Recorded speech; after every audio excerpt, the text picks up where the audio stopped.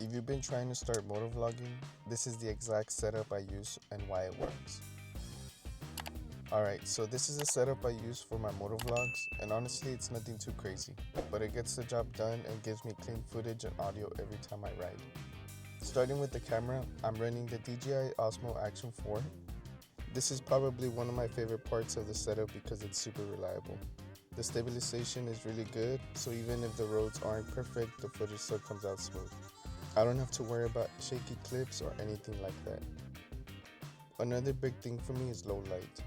A lot of my rides end up being later in the day or close to sunset, and this camera handles that way better than I expected. The quality still looks clean without getting too grainy, and the best part, it's simple.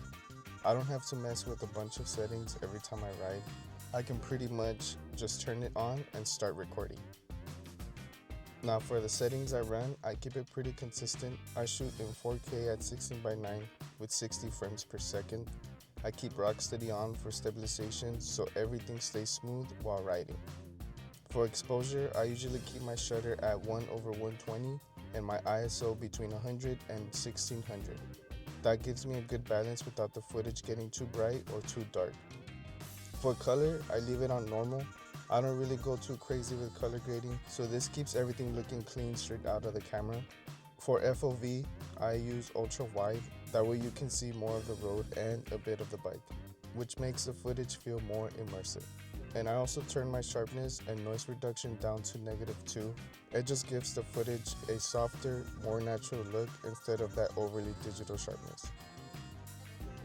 Now to make the footage look even better, I run a K&F Concept ND filter. If you don't know what ND filters are, they basically help control how much light is hitting the camera. So when you're riding during the day, especially in Texas sun, your footage can get really bright and kind of blown out. And trust me, it's happened to me before. The ND filter helps balance that out and gives your video a more natural look. It also helps with that smoother motion look when you're riding, especially when you're going faster. Most of the time I'll switch between something like an ND16 or ND32 depending on how bright it is outside, but overall it just makes the footage look way more cinematic without doing anything crazy in editing.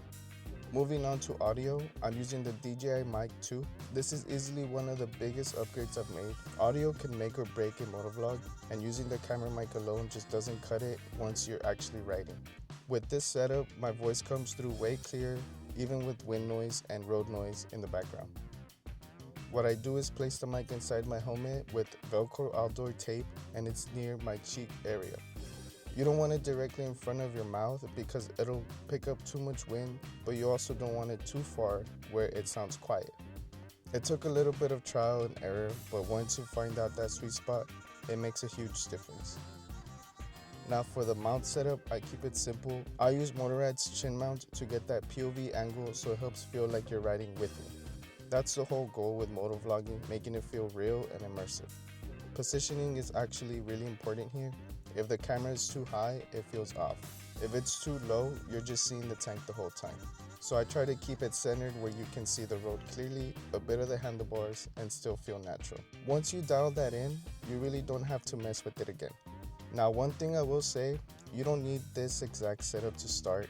You can start way simpler and still make good content. What matters more is just getting out there, riding, and actually posting consistently. This is just what I've found works best for me after riding and filming for a while. As far as editing goes, I keep that pretty simple too. I bring everything into DaVinci Resolve, line up my clips, and just clean it up a bit. Nothing too crazy. At the end of the day, the goal is just to capture the ride and share it. That's pretty much the whole setup I use for my motovlogs. If you're trying to get started, hopefully this gives you a solid idea of what you actually need without overcomplicating it. Appreciate you watching, and I'll catch you guys on the next one.